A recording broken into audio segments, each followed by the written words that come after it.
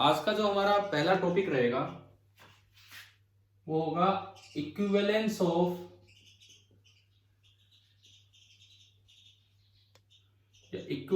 Between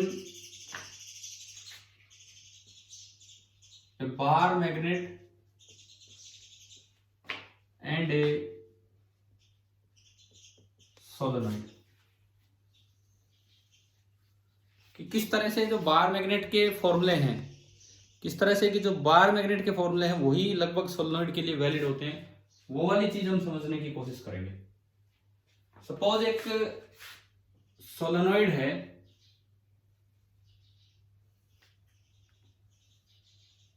जिसकी total length को हम 12 से रिप्रेजेंट कर रहे हैं, जस्ट इसलिए कि थोड़ा लिखने में दिक्कत ना हो। एल लेंगे तो फिर L/2 का यूज करना पड़ेगा। इसकी टोटल लेंथ है 12 और इसके ऊपर कुछ करंट कैरिंग वायर्स हैं। यूं भी मान सकते हो आप, यूं भी मान सकते हो। सपोज मैं यूं मानूं कि भाई यहां तो डॉट है, डॉट मतलब यहां से करंट बाहर आ रहा है और यहां क्रॉस है, यहां से करंट अंदर जा रहा है। तो पूरे एक्सिस पे, इसके पूरे एक्सिस पे जो फील्ड होगा, जिस तरह का ये दिखाया है, फील्ड आगे की तरफ होगा, मतलब उधर राइट की तरफ। अब मुझे ये निकालना है कि एक बार मैग्नेट की तरह मैं इसे देखना चाह रहा हूं। जैसे ये इसका सेंटर है, सेंटर का मतलब है कि भाई ये लेंथ भी L और ये भी L। तो सेंटर से R डिस्टेंस दूर मुझे फील्ड निकालना है। एंड ये मुझे दिया है कि R is very very much greater than 12। मैं ये वाला केस इसमें दिखाऊंगा आपको। और इससे अच्छा, अगर ये बार मैग्नेट होता, अगर ये बार मैग्नेट होता तो बताओ, बहुत दूर शॉर्ट बार मैग्नेट के लिए तो डाइपोल वाले फॉर्मूले वैलिड थे, हमने पिछली क्लास में बताया। तो जिस तरह करंट आ रहा है यहाँ पे भी कितना होना चाहिए था अगर ये बार मैग्नेट होता। तो ये पॉइंट एक्सिस पे है कि इक्वेटोरियल पे? एक्सिस पे। एक्सिस पे फॉर्मूला क्या होता था बार मैग्नेट का? 2 times Kp upon r cube. K की जगह mu naught upon 4 pi, P की जगह Pm अपॉन आर क्यूब। पहले तो हम चेक करें कि क्या ये बार मैग्नेट जैसा फॉर्मूला दिखाएगा कि नहीं। अगर दिखाएगा तो सोलेनोइड और बार मैग्नेट में कोई फर्क ही नहीं होगा फिर। और उसका फिर फायदा एक और मिल जाएगा हमें कि एक्सिस पे हम निकाल लेंगे और कल को फिर इक्वेटोरियल पे क्वेश्चन आ जाए तो हम डायरेक्ट लिख पाएंगे कि भाई कैसे फील्ड लिखना है Kp अपॉन आर क्यूब से। देखते हैं पहले क्या ये फॉर्मूला वैलिड है कि नहीं इसके लिए। देखो, इसमें number of turns per unit length हम मानते हैं n। n is the number of turns per unit length of solenoid. तो सबसे पहली बात आप मुझे ये बताओ कि अगर इसका रेडियस जैसे a मान ले हम, अगर इसका रेडियस a मान ले, जो आपकी बुक यूज करेंगे वही सिंबल यूज करूंगा। अगर ये रेडियस a मान ले तो आप ये बताओ इसका मैग्नेटिक मोमेंट कितना है इस सोलेनोइड का? Magnetic moment of the solenoid Pm कितना होगा? एक सिंगल टर्न का कितना होगा? सिंगल टर्न का एक I करंट जा रहा है, A मान लो एरिया है, तो सिंगल टर्न का कितना होगा? बोलो यार। I करंट जा रहा है इसमें, मान रहा हूं कि I करंट फ्लो कर रहा है इन सभी में, और A उसका एरिया है जो कि पाई ए स्क्वायर है, पाई ए स्क्वायर। तो एक सिंगल टर्न का मैग्नेटिक मोमेंट कितना होगा? एक टर्न का I into pi A square. कितने टर्न्स हैं टोटल? n नहीं है, n तो number of turns unit length में है। 12 लेंथ में कितने टर्न्स हैं टोटल? थोड़ा बोला करो जल्दी। n इंटू 12, तो इसका मतलब मैग्नेटिक मोमेंट इसका कितना हो गया? देखिए, n इंटू 12 तो total number of turns into current through each turn into area of each turn, pi A square. ये इस सोलेनोइड का मैग्नेटिक मोमेंट हुआ। अब मैं इसकी वजह से BSL का यूज करके फील्ड निकालना चाहूं कि भाई उस पॉइंट पे कितना होगा। तो तरीका देखो, मुझे एलिमेंट मानना पड़ेगा।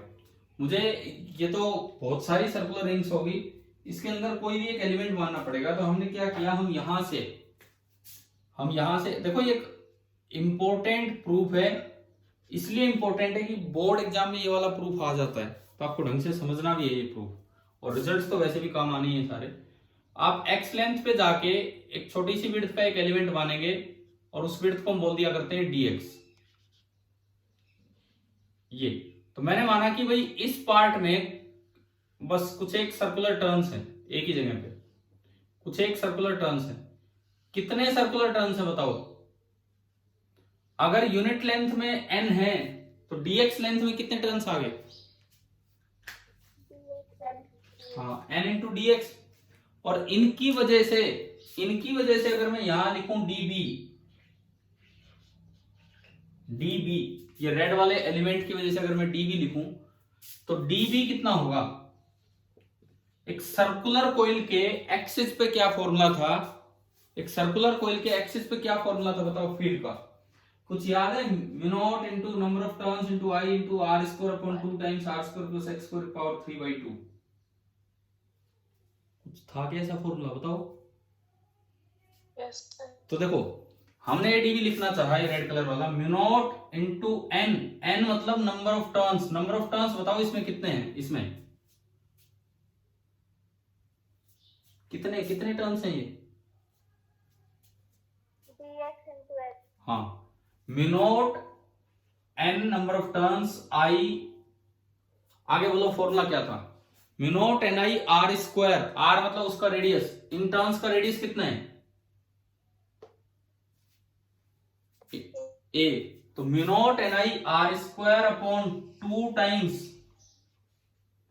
Are square plus x square. X square वहां हम बोलते थे ये दूरी, ये पॉइंट से ये पूरी डिस्टेंस है आर और ये है एक्स। तो ये बताओ ये कितनी बची? देखो पूरी लेंथ है सेंटर से आर और सेंटर से एलिमेंट की दूरी है एक्स, तो एलिमेंट से पॉइंट की दूरी कितनी बची? R minus x. आया कि नहीं आया बताओ समझ में? तो ये आपका हो गया आर माइनस एक्स, इसका भी स्क्वायर और पूरे की पावर 3/2। एक बार ये बताओ क्या ये फॉर्मूला लगाना समझ में आया किस तरह से हमने लगाया? कि एक सर्कुलर कोइल का जो फील्ड का फॉर्मूला था वो होता है dB होता है mu not into number of turns into I into radius का square upon 2 times are square plus small R square मतलब उसके सेंटर से दूरी पावर 3/2। तो मैंने क्या किया? नंबर ऑफ टर्न्स की जगह तो रेड कलर वाले टर्न हो गए ndx, आई सब में सेम है, रेडियस हर एक टर्न का है a, ये रेडियस a और ये स्मॉल r ये डिस्टेंस थी जो कि इसमें होगी r माइनस एक्स। शायद आपको dv लिखना आ ही गया होगा समझ में, है ना? अब इसमें एक अप्रोक्सीमेशन का यूज करेंगे हम, अभी एक अप्रोक्सीमेशन का यूज करेंगे। सबसे ऊपर एक वो ब्लॉक में क्या लिखा हुआ है? ब्लॉक में क्या लिखा हुआ है कि भाई r बहुत ही बड़ा है, ठीक है? अगर r बहुत बड़ा होगा, अगर r 12 से बहुत बड़ा है तो x से भी बहुत बड़ा है, क्योंकि x तो 12 का एक छोटा सा पार्ट है और रेडियस भी कोई बहुत बड़ी चीज नहीं होती। इसका मतलब r is very very much greater than x and r is very very much greater than a। यही क्या दोनों बातें समझ में? अगर r 12 से बहुत बड़ा है तो x से भी बहुत बड़ा होगा और a से भी बहुत बड़ा होगा, क्योंकि रेडियस कोई बहुत ज्यादा नहीं होता इनकी लेंथ के मुकाबले। इसको यहां यूज करो डिनोमिनेटर में। डिनोमिनेटर में देखिए अगर r x से बहुत बड़ा है तो r माइनस एक्स को मैं नियरली क्या लिख सकता हूं? r, ठीक है? फिर r square plus a square, अगर r a से भी बहुत बड़ा है तो r square plus a square को नियरली क्या लिख पाएंगे? आर स्क्वायर, और आर स्क्वायर की पावर 3/2 कितना बन गया? R cube. तो मेरे पास इन सब कंडीशंस को लगाते हुए जो dB बना, dB वो देखो क्या आया? म्यू नॉट n dx में लास्ट में लिख दूंगा i a square dx upon नीचे क्या बचा? एक तो 2 और एक अभी आपने बताया r क्यूब। हाँ भाई बताओ क्या dB लिखना आ गया? ठीक है। अब देखिए ये जो dB है आगे है, आपकी कोई एलिमेंट मान लो सबके dB आगे होंगे। अगर सबके dB आगे होंगे तो जो नेट भी होगा कैसे निकलेगा? केवल और केवल इंटीग्रेशन करना है, ठीक है? तो जो b में यहां अगर लिखूं तो b is equal to integral of dB। अब देखो integration with respect to x कर रहे हो, आप इधर से इधर चल के जा रहे हो, ना तो म्यू नॉट चेंज होगा, ना एन, ना आई, ना ए, ना आर। आर भी फिक्स है। आर क्यों फिक्स है? क्योंकि आर तो उस पॉइंट की डिस्टेंस है, कहां से, कहां से, सेंटर से। आपसे कहीं एलिमेंट मानो, ये आर तो डिस्टेंस है फ्रॉम द सेंटर। तो जब आप इंटीग्रेशन करोगे तो mu not an I a square, इसको मैं यूज करूंगा अभी कंपैरिजन के लिए, ये मैं बचा के रख रहा हूं, अलग से लिखा था हमने। Mu not an I a square upon 2 r cube तो बाहर आ गया, और अंदर बचा इंटीग्रल डीएक्स। एक्स की लिमिट बताओ, जिस तरह आपने रेड कलर वाला एक्स लिखा है उसकी लिमिट, कि सारे एलिमेंट कवर हो जाएं, ये ग्रीन कलर वाले जो वायर्स हैं कवर हो जाएं। बोलो,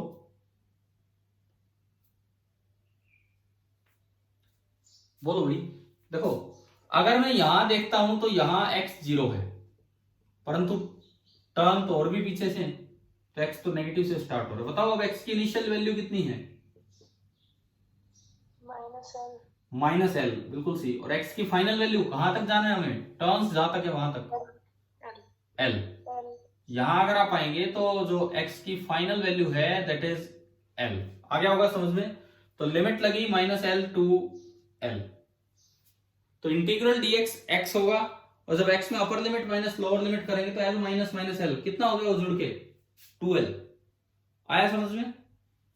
ठीक है, आप इसको डायरेक्ट भी लिख सकते थे। इंटीग्रल डीएक्स का मतलब है टोटल लंबाई, टोटल लेंथ, पूरी लंबाई, टोटल लेंथ। और टोटल लेंथ कितना है इसका? 2l है। आप कैसे भी ये पुट कर सकते थे। तो आपने इसको 2l लिखा, मैं इसमें मिटा के लिख दूं ही, अगर समझ में आ गया हो तो। ठीक है, ठीक है, ये देखें आप, 2l हो गया। अब 2 से 2 भी कैंसिल, ये b हमने दूर वाले पॉइंट पे निकाल लिया, और b निकल के आया mu not an I a square into l divided by r cube, ये आ गया। मुझे लेकिन ये बार मैग्नेट से कंपेयर करना है। अब बार मैग्नेट से कंपेयर करना है, क्या ये बिल्कुल बार मैग्नेट की तरह काम कर रहे हैं कि नहीं कर रहे? तो उसके लिए मुझे ना इसको एम में कन्वर्ट करना पड़ेगा। एम, एम मतलब पीएम, आपकी बुक पीएम को एम बोलती है। तो इसको पीएम में कैसे कन्वर्ट करें? यहां पीएम बनाओ किसी तरह, मल्टीप्लाई डिवाइड करके, कुछ भी मल्टीप्लाई डिवाइड करके आप पीएम बनाओ, या फिर बी से पीएम को डिवाइड कर दो। ये बी की इक्वेशन है, ये पीएम की इक्वेशन है, आप बी से पीएम को डिवाइड कर दो। मैं ऊपर करता हूं ये। हमने क्या किया, बी से पीएम को डिवाइड किया। बी में है mu not an I a square l upon r cube, और जब पीएम को डिवाइड करोगे तो नीचे हो गया 1 upon N 2l I a square. अब देखो क्या क्या कैंसिल हो रहा है, देखिए इसमें ध्यान से। n से n गया, एक l से एक l गया, आई ए स्क्वायर से आई ए स्क्वायर गया, नीचे ओनली 2 बचा, नीचे ओनली 2 बचा। तो यहां से बताओ b बाई पी एम कितना आया? b upon P M is equal to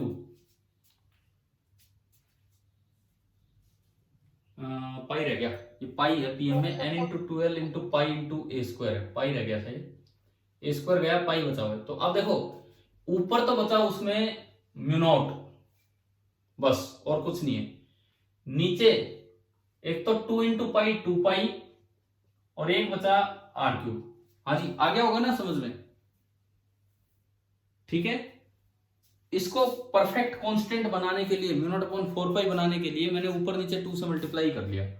ऊपर नीचे अगर मैं 2 से मल्टीप्लाई करूं तो b upon P M 2 times mu naught upon 4 pi 1 by r cube. और अगर आप पीएम को उधर भेज दो तो आप बताओ क्या ये फॉर्मूला आ गया कि नहीं, जो बार मैग्नेट का है? हाँ भाई बताओ, आ गया समझ में ये प्रूफ?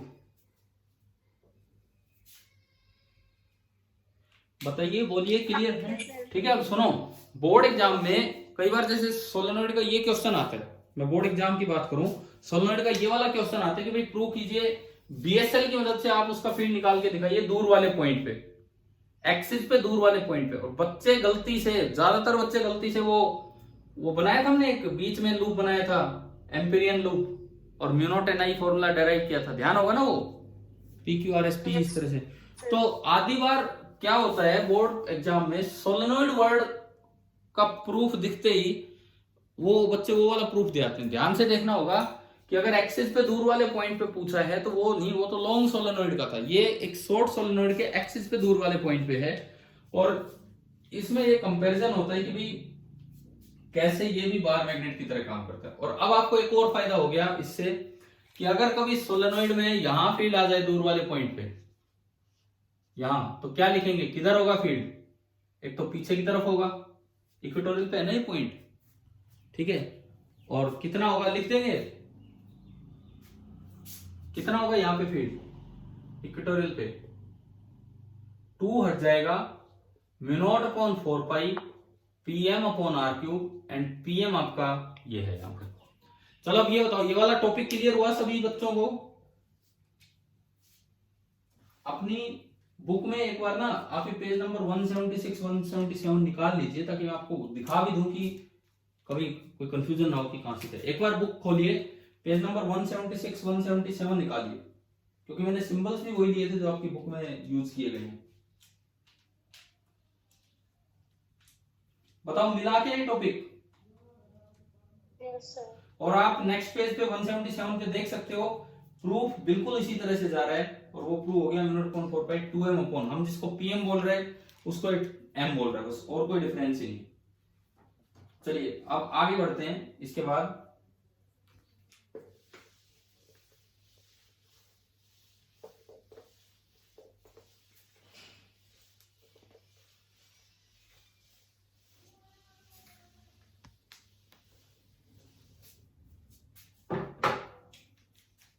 देखो, मैंने ये जो एग्जांपल्स दिए थे, मैं उनमें से एक एग्जांपल ले रहा हूं जो थोड़ा अच्छा एग्जांपल है। कल एक दो बच्चों ने जो समझ भी लिया था मुझसे, वो आप बुक के एग्जांपल 5.5 पे आओ, page number 181, page number 181, example 5.5। हो सकता है हो गया हो कुछ बच्चों से, लेकिन मे भी डाउट हो इसमें, तो एक बार देख लीजिए। एक अच्छा सवाल है, इधर देखिए, क्योंकि बाकी तो कॉन्सेप्चुअल क्वेश्चन थे, ये एक अच्छा क्वेश्चन है जो वैसे आ सकता है, कोई यूं सब्जेक्टिव टाइप नहीं है। इसमें लिखता है the figure shows A small magnetised needle P placed at a point O। इसने क्या किया, एक जैसे एक सर्कल लिया और इसके सेंटर पे, बिल्कुल सेंटर पे एक P नीडल रखी है जिसका एरो ऊपर की तरफ है, उसका मैग्नेटिक मोमेंट इधर है, दिस इज P। अब एक दूसरी नीडल Q रखनी है और उसकी अलग अलग पोजीशंस दिखाइए, कभी यहां रखा कभी यहां रखा, वो देखते हैं। Q1, चलो Q1 Q2 Q3 बाद में रखते हैं, पहले आप P की फील्ड लाइंस बनाओ। एक मैग्नेट के अंदर फील्ड लाइन किधर से किधर जाती है, देखो अगर ये मैग्नेटिक मोमेंट ऐसे है, हाँ अगर ये मैग्नेटिक मोमेंट ऐसे है तो ये साउथ है और ये नॉर्थ है इसका, तो इसकी जो फील्ड लाइंस होंगी एक्सिस पे तो यूं चलेंगी, और जो इक्वेटोरियल होगा उस पे चलेंगी अपोजिट डायरेक्शन में। पास वाले पॉइंट पे फील्ड ज्यादा होगा, दूर वाले पॉइंट पे फील्ड कम होगा। आप बताओ क्या ये फील्ड लाइंस का डायग्राम आया समझ में? क्या दिखाया मैंने? एक्सिस पे फील्ड दिखा दी, ब्लैक कलर सेम है, मैं पूरी सर्कुलर या पूरे क्लोज लूप नहीं दिखा रहा हूं फील्ड लाइंस के, और ब्लू कलर कोई फील्ड लाइन नहीं है, ब्लैक कलर से फील्ड लाइन दिखा रहा हूं। एक्सिस पे दिखाई और इक्वेटोरियल पे। आप देखो मैं एक एक करके अरेंजमेंट्स में रखता चलूंगा। सबसे पहले Q1 निडल यहां रखिए, Q1। आप ये बताओ Q1 और B के बीच में एंगल कितना है? 90। तो ये इक्विलिब्रियम है कि नहीं है? इक्विलिब्रियम है कि नहीं है, और अगर है तो कौन सा है, बात ये है, बताओ।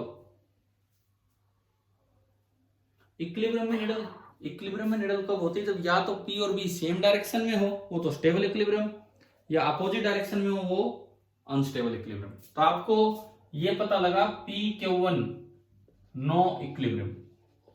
आगे ना बात समझ में, PQ1 में तो कोई इक्विलिब्रियम है ही।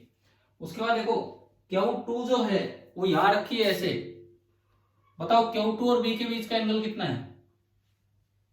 90 डिग्री। 90। तो PQ2 अगेन नो इक्विलिब्रियम। मैं एंगल यहां लिखता चलता हूं 90 डिग्री 90 डिग्री, जैसे जरूरत पड़ेगी आगे बढ़े। मतलब इस तरह से देखना था P और Q की अलग अलग पोजीशंस। P तो फिक्स है, Q की अलग अलग। Q3 कहां है? इधर साइड में है और U नीचे की तरफ है। Q3 इधर है। बताओ Q3 और B के बीच का एंगल कितना है? 0 डिग्री। 0 डिग्री। तो PQ3 सिस्टम कैसे इक्विलिब्रियम में है? स्टेबल। PQ3 सिस्टम जो है वो आपका स्टेबल इक्विलिब्रियम में है। उसके बाद Q4 जो इन्होंने दिया, ऊपर दिया और यहां पे यूं दिखा रखा है Q4। बताओ Q4 और जो P का B है उसके बीच का एंगल कितना है? 180 डिग्री। 180 डिग्री। तो जो PQ4 होगा वो कैसे इक्विलिब्रियम में? अनस्टेबल। उसके बाद Q5 ये इधर दिखा रखा है और ऊपर दिखा रखा है। बताओ एंगल बताओ B और Q5 के बीच? 180 डिग्री। इट मींस जो PQ5 सिस्टम है वो भी अनस्टेबल इक्विलिब्रियम। एंड लास्ट है Q6, वो नीचे दिखा रखा है और ऊपर की तरफ है ये। हाँ जी, एंगल 0 डिग्री। तो PQ6 कैसा इक्विलिब्रियम है? बोलते रहो आप।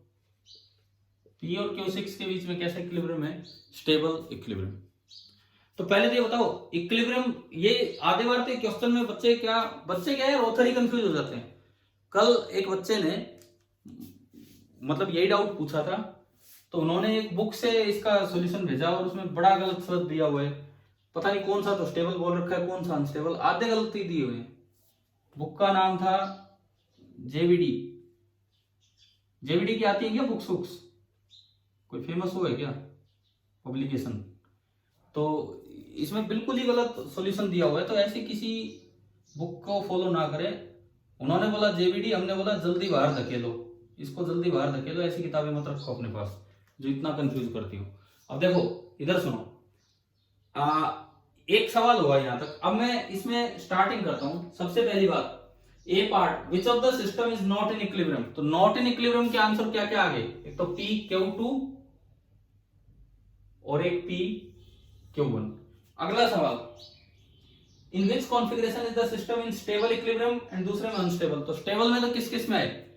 PQ3 and PQ6। And unstable में ये दो, हाँ, PQ4 एंड PQ5। इस तरह जवाब देने चाहिए, खाली Q4 Q5 नहीं, P एंड Q4 ये एक सिस्टम है और एक ये। अच्छा, उसके बाद C part, which configuration corresponds to lowest potential energy. और फिर हम हाईएस्ट की भी बात करेंगे। हम खाली लोवेस्ट की बात नहीं करेंगे, फिर हम हाईएस्ट की भी बात करेंगे। तो हम सबकी पोटेंशियल एनर्जी लिखते हैं। सबसे पहली बात, पोटेंशियल एनर्जी का फॉर्मूला हम पढ़ चुके हैं, -PM.B। ये आपके पोटेंशियल एनर्जी का फॉर्मूला था। तो इसमें तो cos थीटा आएगा, यानी कि -PM × B × cos थीटा।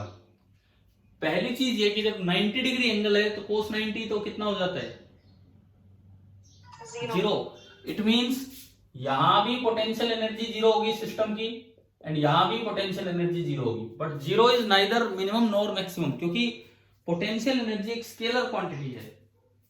इसमें कोई प्लस माइनस डायरेक्शन के लिए नहीं होता है। तो अगर कोई नेगेटिव पोटेंशियल एनर्जी होगी तो वो मिनिमम में आएगी, और पॉजिटिव होगी तो वो मैक्सिमम में। अब देखो स्टेबल इक्विलिब्रियम में एंगल 0 डिग्री है, तो यहां पोटेंशियल एनर्जी नेगेटिव होगी या पॉजिटिव? यहां देखो, यहां cos 0 इज 1, cos 0 इज 1, तो नेगेटिव होगी या पॉजिटिव? बताओ स्टेबल इक्विलिब्रियम नेगेटिव। तो यहां भी नेगेटिव होगा और यहां भी नेगेटिव होगा। अब मैं अनस्टेबल इक्विलिब्रियम की बात करता हूं। दो इसमें अनस्टेबल इक्विलिब्रियम है। अनस्टेबल इक्विलिब्रियम में angle 180, cos 180 is -1, minus minus plus हो जाए। तो इनमें बताओ पोटेंशियल एनर्जी कैसी होगी? पॉजिटिव। यानी कि अब जो आपकी बुक में पूछा है लोवेस्ट पोटेंशियल एनर्जी, तो दो में 0 आ गई, दो में पॉजिटिव, दो में नेगेटिव। तो लोवेस्ट तो नेगेटिव वालों में से आना है और मैक्सिमम पॉजिटिव वालों में से आता है। इन्होंने लोवेस्ट पूछा, मैं पहले मैक्सिमम पे चलता हूं। हाईएस्ट का आंसर या तो होगा PQ4 या फिर होगा PQ5। अब ये कैसे बताएं कौन सी ज्यादा है, PQ4 और PQ5 में? बताओ, आप बताओ, डायग्राम देख के कुछ अंदाजा लगाओ कि PQ4 और PQ5 में कहां ज्यादा पोटेंशियल एनर्जी है। PQ4 बिल्कुल सही। क्यों, रीजन दो उसका, क्या रीजन है? बोलो, रीजन बोलो। देखो, इन जगहों पे पोटेंशियल एनर्जी पॉजिटिव है क्योंकि cos 180 -1 होके प्लस हो गया।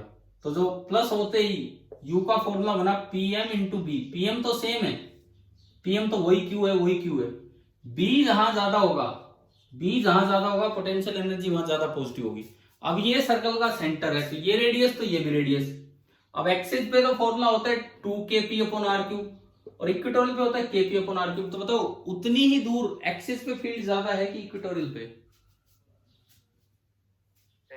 एक्सिस पे। तो यहाँ B ज्यादा होगा, B ज्यादा होगा तो PM इंटू बी ज्यादा होने से ज्यादा पॉजिटिव, यानी कि इन दोनों में से PQ4 this is more positive and PQ5 is less positive. तो यानी कि हाईएस्ट पोटेंशियल एनर्जी तो आई PQ4।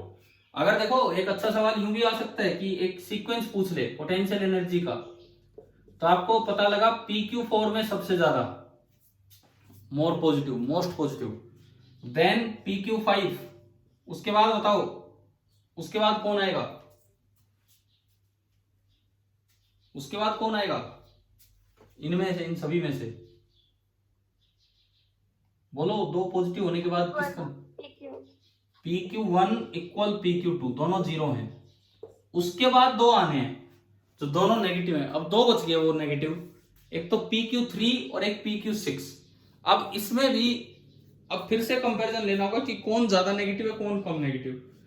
तो जब आप cos 01 रखोगे तो U बनेगा -PM इंटू बी, यानी कि जहां B ज्यादा वो ज्यादा नेगेटिव तो वो ज्यादा छोटा हो जाएगा, और जहां भी कम वो कम नेगेटिव। इक्वेटोरियल पे भी कम होता है, एक्सिस पे भी ज्यादा। तो देखो इस P के लिए ये तो इक्वेटोरियल पे है तो यहां तो भी कम होगा, लेकिन और कौन सा देखना है हमें? हाँ ये दो बचे हैं, PQ6। यहाँ पे भी ज्यादा होगा, B जहां ज्यादा होगा उतनी ज्यादा नेगेटिव है। तो बताओ Q4 और Q6 किसकी पोटेंशियल एनर्जी बहुत ज्यादा कम होगी, ज्यादा नेगेटिव?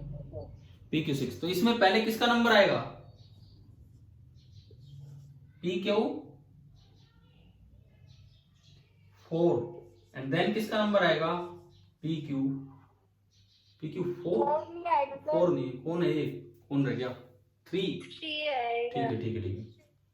चलो अब ये बताओ, ये पूरी सीक्वेंस आपको समझ में आ गई होगी ना?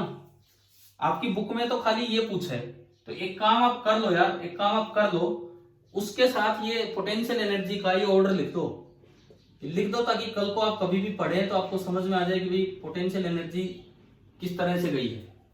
एटलीस्ट ये ऑर्डर हो कि हमारे पास मैक्सिमम भी हो और मिनिमम भी हो, सारा पता लगता रहे। कल को आप रिवाइज करें सवाल तो क्लियर हो आपको।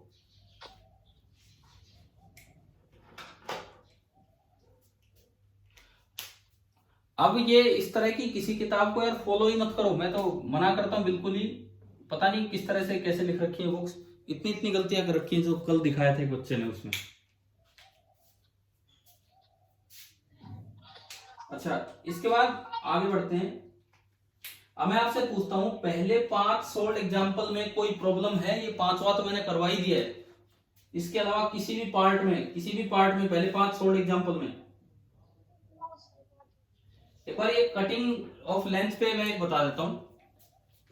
ये भी कल एक बच्चे ने सवाल पूछा था, कटिंग पे किस तरह के क्वेश्चन आ सकते हैं वो भी देखिए आप।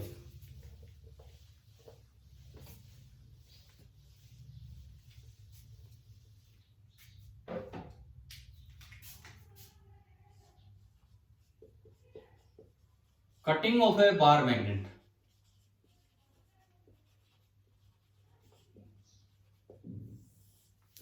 दो तरह की कटिंग होती है,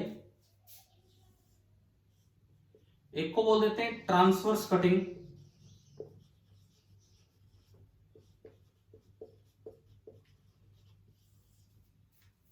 और एक को बोल देते हैं लॉन्गिट्यूडिनल कटिंग।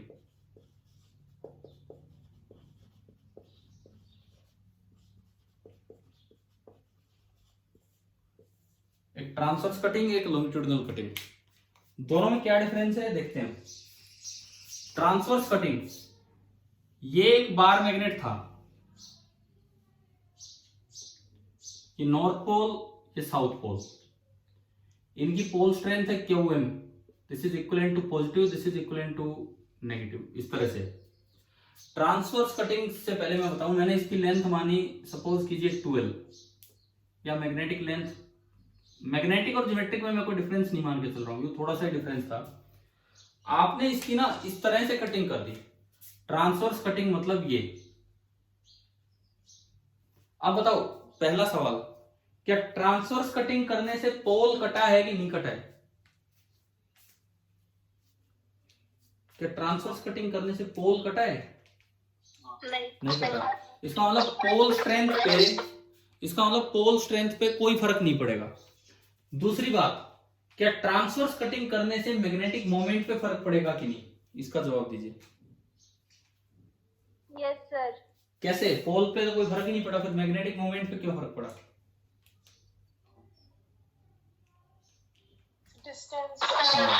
ठीक है, लेंथ आधी होगी है, लेंथ आधी होगी। अगर मैंने बिल्कुल बीच से इसे काटा है, बिल्कुल बीच से इसे काटा है, तो QM सेम रहेगा, लेकिन जो PM है या जो भी आप सिंबल दो, वो क्या हो जाएगा? हाफ हो जाएगा। QM तो सेम रहेगा और PM आपका हाफ हो जाएगा। ये है ट्रांसवर्स कटिंग। आया ना समझ में क्या होना है क्या नहीं इसमें? ठीक है। लॉन्गिट्यूडिनल कटिंग, लॉन्गिट्यूडिनल कटिंग में आप अलोंग द लेंथ काट देते हैं, अलोंग द लेंथ, यूं। अब बताओ क्या पोल कटा है? बिल्कुल कटा है, दिख ही रहा है। क्या पोल स्ट्रेंथ में फर्क पड़ा होगा कि नहीं? No sir. पोल स्ट्रेंथ में, पोल स्ट्रेंथ में देखो, ये पोल था, इसके आपने दो हिस्से कर दिए, आधा नॉर्थ उधर रह गया, आधा नॉर्थ पोल इस मैग्नेट के साथ आ गया, आधा नॉर्थ पोल उस मैग्नेट के साथ आ गया, तो बिल्कुल पोल स्ट्रेंथ पे फर्क पड़ेगा। अब जो पीस आपको मिलेगा, आधा ऊपर वाला और आधा नीचे वाला, उसमें से एक पीस अगर आप उठाओगे तो जो QM है वो तो हाफ हो जाएगा। अब आप बताओ PM पे फर्क पड़ा कि नहीं? No sir. नहीं सर। अच्छा, मतलब पिछली बार QM सेम था, PM हाफ हुआ, इस बार QM हाफ होगा और PM सेम रहेगा। PM सेम कैसे रहेगा ये बताओ? लेंथ कांस्टेंट हो गई। तो क्या PM में खाली लेंथ ही आती है क्या? PM का क्या फॉर्मूला होता है बताओ? बताओ बताओ बताओ, PM का क्या फॉर्मूला होता है? Q इंटू लेंथ, यही तो था formula, Q into length. Length same है लेकिन Q तो आधा हो गया भाई। आप इसका एक पार्ट उठाते हो, Q सेम था लेकिन लेंथ आधी होगी, तो प्रोडक्ट आधा हो गया। इसका एक पार्ट उठाते हो, एक पार्ट इस तरह का, तो लेंथ सेम है लेकिन Q आधा हो गया, तो प्रोडक्ट तो फिर से हाफ होगा। इट मींस जो PM है वो कितना हो जाएगा आपका? हाफ हो जाएगा। समझ में आया कि नहीं आया बताओ? ये कटिंग वाला ये सिस्टम आ गया। ठीक है। अब देखो, एक इस पे तो क्वेश्चन इस तरह से बन जाता है, पूछ लेते हैं कभी कभार कि एक मैग्नेट की कटिंग ही कटिंग कर दी। किस तरह से कटिंग की? ये एक मैग्नेट था, ये कोई एक मैग्नेट था, शुरू में इसके यूं सिमेट्रिकल 4 पीस बने और यूं बोला कि ये एक कटिंग हो गई, ये एक बार कटिंग हुई। फिर इसमें से एक पीस उठाया और उसका फिर यही हाल कर दिया कि 2 बार कटिंग हुई है। फिर इसका एक पीस उठाया और ये कंटिन्यू रहा अप टू n टाइम्स। तो अब जो सिंगल पीस मिलेगा लास्ट में, मतलब लास्ट में जब आप एक पीस उठाएंगे n कटिंग के बाद, उसका मैग्नेटिक मोमेंट पहले के मुकाबले कितने टाइम्स होगा? अगर ओरिजिनल बार मैग्नेट का मैग्नेटिक मोमेंट PM है, तो आफ्टर n इस तरह की कटिंग एक सिंगल पीस जो होगा उसका मैग्नेटिक मोमेंट पीएम के कितने टाइम्स होगा। सवाल आ गया समझ में?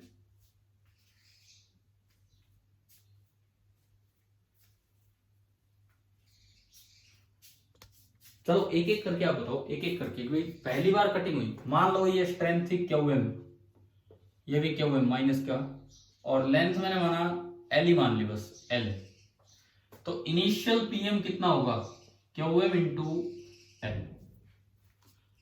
अब आप बताओ पहली कटिंग के बाद जो एक पीस मिला, ये अभी काटने से पहले की बात हो रही है, एक पीस जो मिला, पोल स्ट्रेंथ इसकी हाफ है कि पूरी है, इस एक पीस की? हाफ है क्योंकि आपने लॉन्गिट्यूडिनली काट दिया। और लेंथ, लेंथ भी हाफ है क्योंकि आपने ट्रांसवर्स काट दिया।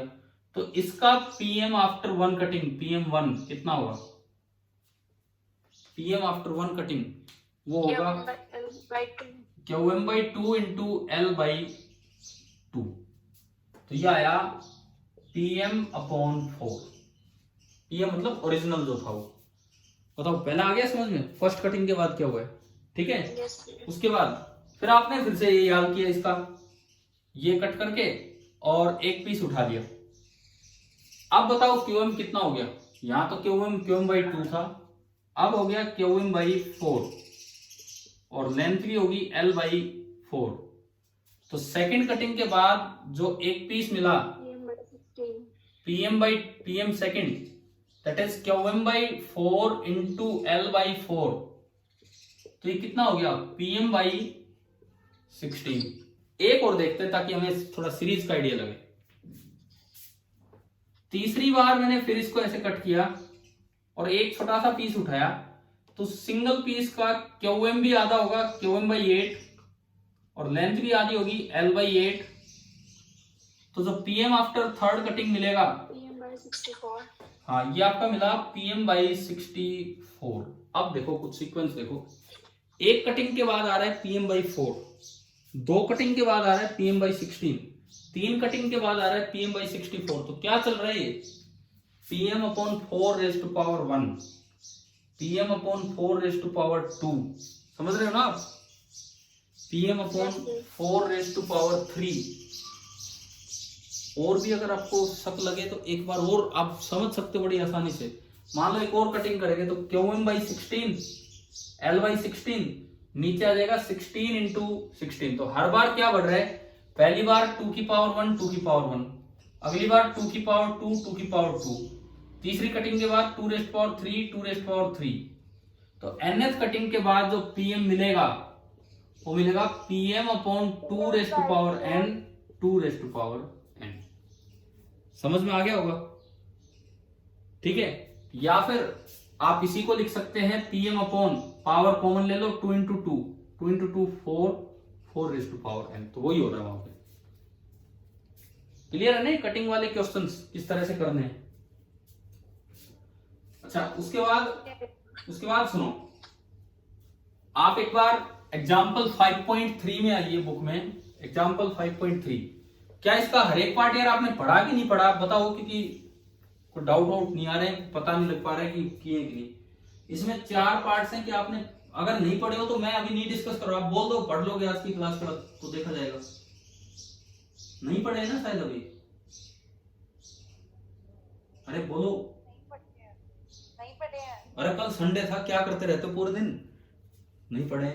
अब पढ़ लेना, मैंने तो 6-7 सवाल ही तो दिए थे पढ़ने के लिए, कोई बात नहीं, चलिए ठीक है। अब आप आज सुने कम से कम पहले 7 सोल्ड एग्जाम्पल इस बुक के चैप्टर 5 के पहले 7 सोल्ड एग्जाम्पल अब पढ़ के रखेंगे, बिकॉज इसके बाद अगले लेक्चर से हम अर्थ मैग्नेटिज्म स्टार्ट कर रहे हैं। तो अर्थ मैग्नेटिज्म से पहले तक का काम आज पूरा हो जाना चाहिए, अर्थ मैग्नेटिज्म है। और अगर मैं एक कोई रिकॉर्डेड लेक्चर भी आपके लिए डालूं तो देख लेना, हालांकि मैं दोबारा रिपीट कर दूंगा, बट वो पढ़ाया हुआ है तो आप देख भी सकते हैं, उसमें समझ में आ भी जाएगा थोड़ा बहुत एक आधा लेक्चर। बाकी अभी चलाइए इस काम को। देखिए अब आज का आखिरी टॉपिक हम कर रहे हैं, दैट इज अर्थ मैग्नेटिज्म से पहले जो लास्ट टॉपिक हम पढ़ेंगे that is magnetism and Gauss law. कल एक बार जिक्र तो हो गया था, लेकिन ये ढंग से डिस्कस नहीं हुआ था। मैग्नेटिज्म एंड गॉस लॉ,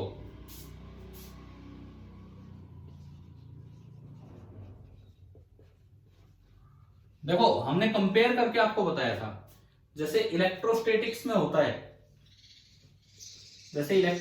होता है, integral E dot ds that is equal to q in upon epsilon not.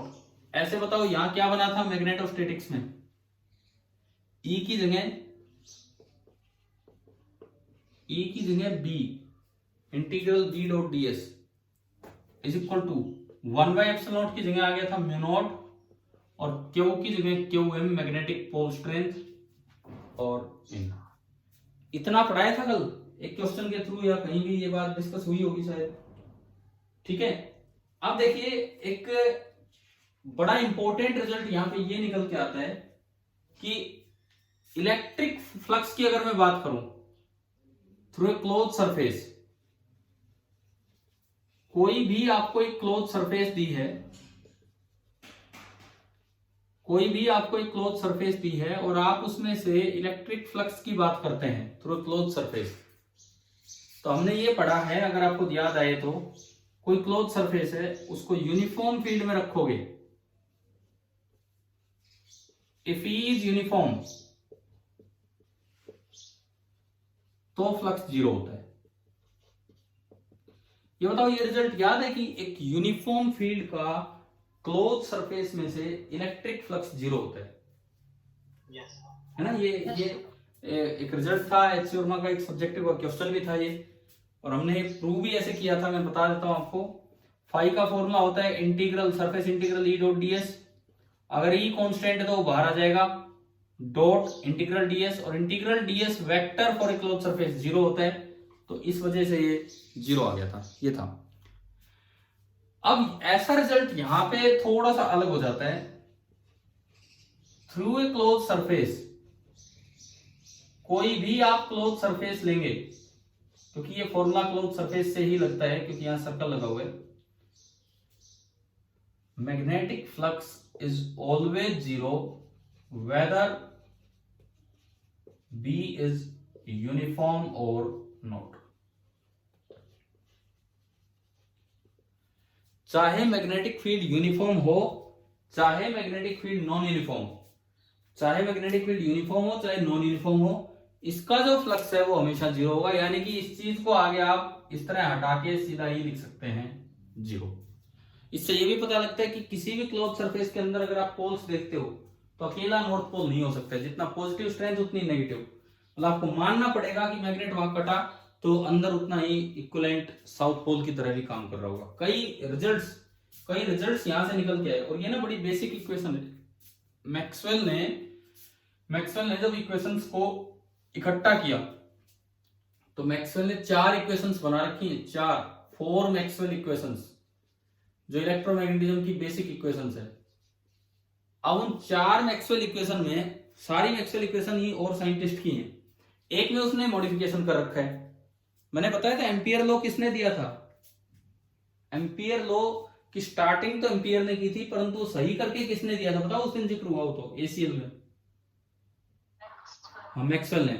और हमने वो चीज मेंशन की थी जो अक्सर बुक्स में नहीं मेंशन कर रखी होती है, कि ये जो हम पढ़ते हैं ये तब है जब ई कांस्टेंट हो। ये जो इंटीग्रल बी डॉट ds, ये जो भी हम पीछे पढ़ के आए, ये वाला नहीं बी डॉट ds वाला नहीं, एसीएल की मैं बात कर रहा हूं, integral B dot dl, line integral क्या होता था बताओ, integral B dot dl is equal to,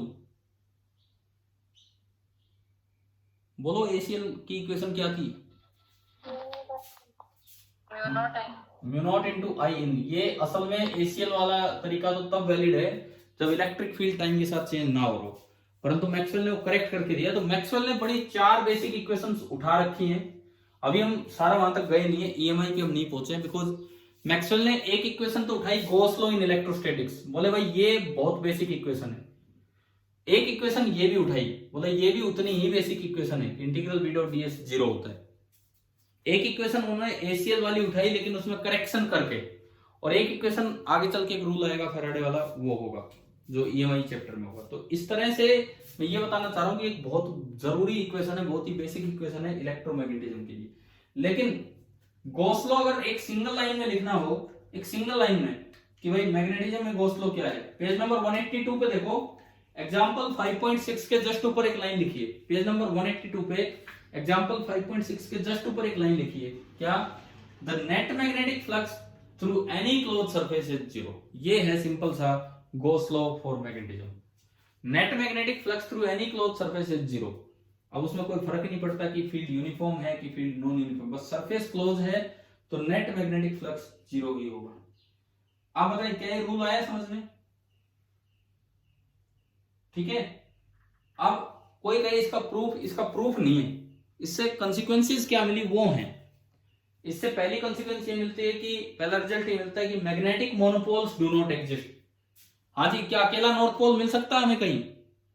नहीं, उसका प्रूफ भी नहीं है किसी के पास, क्यों नहीं मिलता। लेकिन इससे वो बात ये निकल के आती कि हाँ इससे कंसिक्वेंस आ रही है, परंतु क्योंकि इसका खुद का प्रूफ नहीं है इसलिए हम ये नहीं कह सकते कि इसने प्रूव कर दिया उस चीज को। ठीक है। दूसरी बात, magnetic field lines are always close loop.